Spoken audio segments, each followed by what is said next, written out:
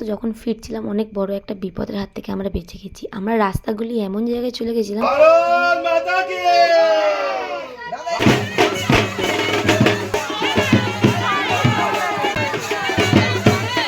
যে দিদিমণি খেয়েছে কাতলা মাছ 4 পিস আর পাবদা মাছ 3 পিস। অনেকগুলো আইসক্রিম খেয়েছি। এটা আমরা ফিরছি।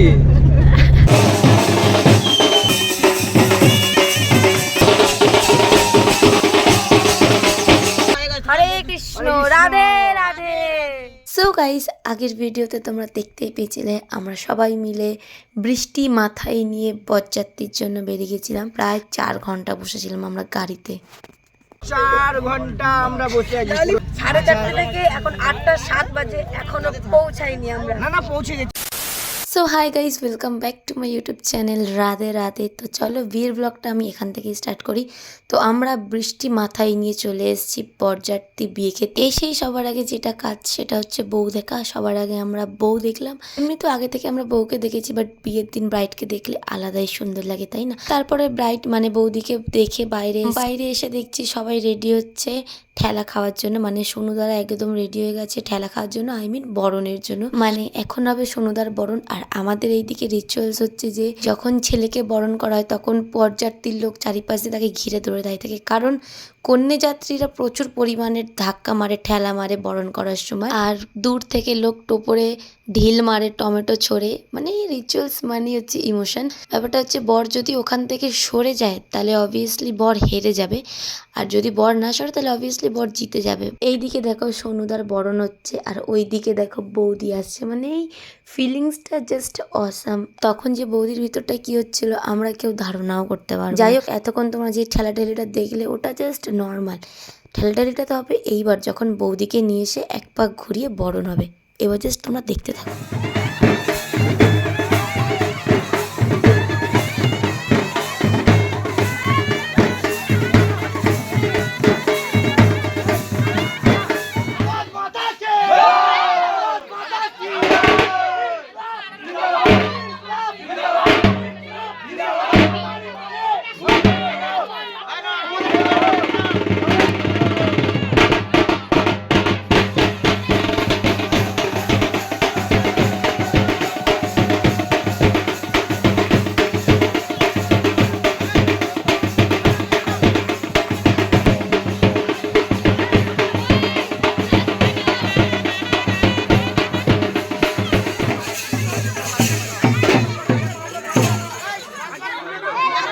भारत माता की जय। এখন কবি না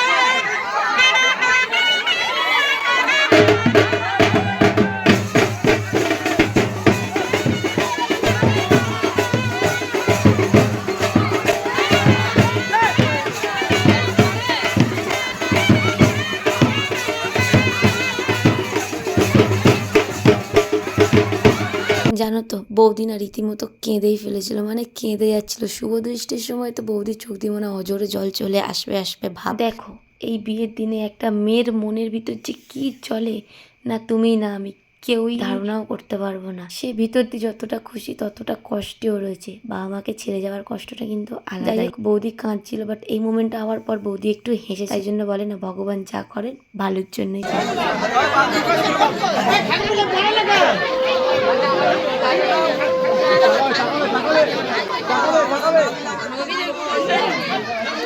তো ফাইনালি শুরু হয়ে গেছে ওদের বিয়ের রিচুয়ালস। এখন শুরু হয়ে গেছে ওদের শুভ দৃষ্টি।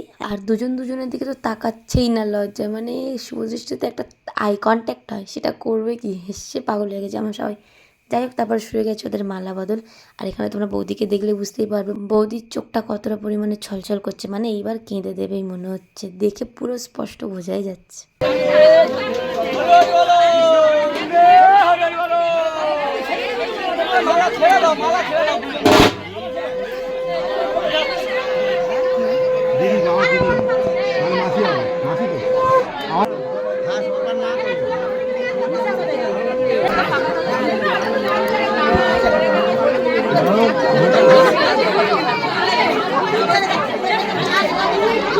আচ্ছা তোমরা আবার কিন্তু ভেবো না যে আবার থেকে শুভ দৃষ্টি শুরু হচ্ছে কিনা, না না, এটা অ্যাকচুয়ালি ফটো শুট হচ্ছে। এখন যা ফটো তোলার চোট, একটা রিচুয়ালস 2-3 বার করে তো হয়েই যায় শুধু ফটো একটা ভালো আসার জন্য। আর আমরাও কিন্তু ভীষণ ফটো পোকা, ঠিক আছে? আর ফটো তোলার জন্য একটা রিচুয়ালস 2-3 বার কেন 8-10 বারও করতে রাজি আছি, শুধু একটা সুন্দর ফটো এলেই হবে।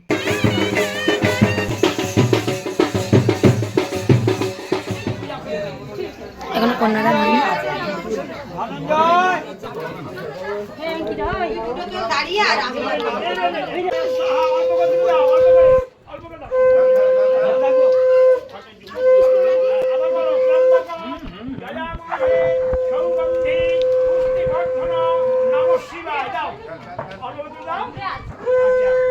নাও চলে এসছে সেই মোমেন্টটা, যেই মোমেন্টটার পর নাকি মেয়েরা পর হয়ে যায়।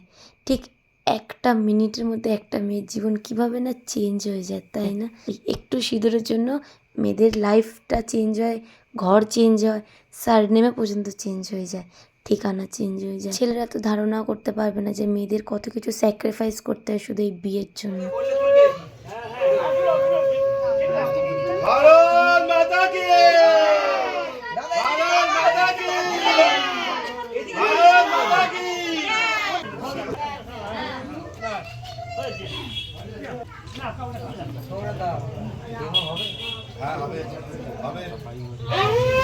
এক মিনিটের মধ্যে কুমারী থেকে বিবাহিত হয়ে গেল। যাই হোক, এদের মধ্যে চাঁদ দেখার নিয়মটা রয়েছে। চাঁদ দেখে সোনুদাকে নমস্কার করে সবাই চলে আসবে ফ্লোরে নাচতে। দেখো বিয়ে বাড়ি আর নাচ হবে না, এটা তো হতেই পারে। অনেক তো বকবক শুনলে, এবার নাচ দেখো, মাটি কাঁপানো ডান্স। চলো।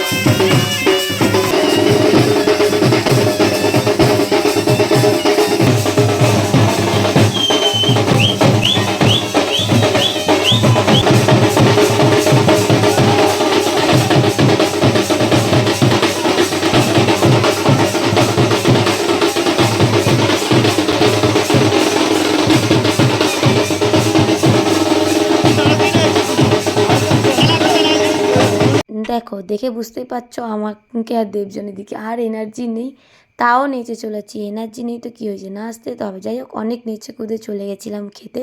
এত নেচেছিলাম যে নেচে গিয়ে খেতে বসে আর খেতে ইচ্ছা করছিল না, এত টায়ার্ড হয়ে গেছিলাম। বাট খাবার দাবার কিন্তু ভীষণ সুন্দর হয়েছিল। সত্যি কথা বলবো, আমার কাছে না খাবারের ভিডিও নেই কোনো।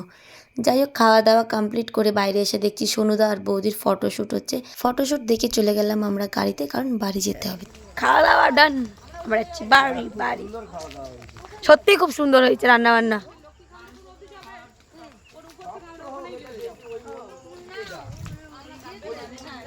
দেখো আমার এত নিষ্পাপ মন, আমি ভেবেছিলাম হয়তো সোনুদার বৌদির এখনও ফটোশ্যুট হচ্ছে, ওই জন্য ক্যামেরাটা আমি দেবজানীদিকে বলেছিলাম অন করে ধরে থাকো, কারণ দেবজানীদি জানলার সামনে বসেছিল। কে জানে ফটোশ্যুট কমপ্লিট করে ওরা খেতে বসে গেছে। যখন সামনে দিকে ক্যামেরা করলো সবাই বলছে তারা খেতে গেছে। ওই যে দেখো খাচ্ছে, দেখতে পাই। যাই হোক, চলো বাড়ি যাওয়া যাক। হ্যালো গাইস, এই দেখো মোটামুটি খেয়ে দিয়ে পুরো চেষ্টা নিয়ে নিয়েছে, পুরো যেন মনে হচ্ছে খাটে ঘুমাচ্ছে।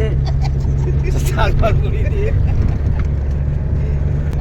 এটা আমরা ফিরছি, এখন ফিরছি বিয়ে বাড়ি। খাওয়া দাওয়া অনেকগুলো আইসক্রিম অনেক আইসক্রিম খেয়েছে, 50টা রসগোল্লা খেয়েছে,